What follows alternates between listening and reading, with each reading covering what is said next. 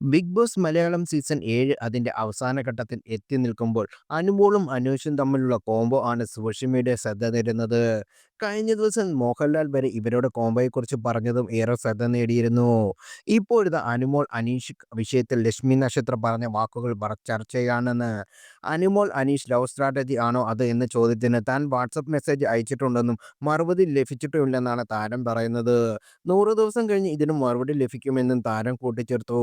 പുതിയ കണ്ടന്റ് വേണ്ടി Anumol fresh content കൊടുക്കുകയാണെന്നും Lakshmi പറഞ്ഞു.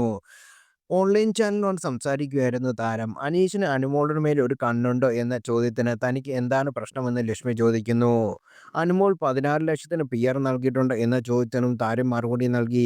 തനിക്ക് ചിരിയാണ് വരുന്നത്, കാരണം അനുവിനെ തനിക്ക് കഴിഞ്ഞ 7 വർഷമായി അറിയാമെന്നും അനുമോൾ പണം ചെലവഴിക്കില്ലെന്നും കുറച്ച് പിശുക്കിയാണെന്നും താരം തമാശ രൂപേണ പറയുന്നു. അവൾക്ക് കാശിന്റെ വില അറിയാമെന്നും കുട്ടിക്കാലം മുതൽ കുടുംബത്തിന് വേണ്ടി സമ്പാദിക്കുകയാണെന്നും താരം പറഞ്ഞു.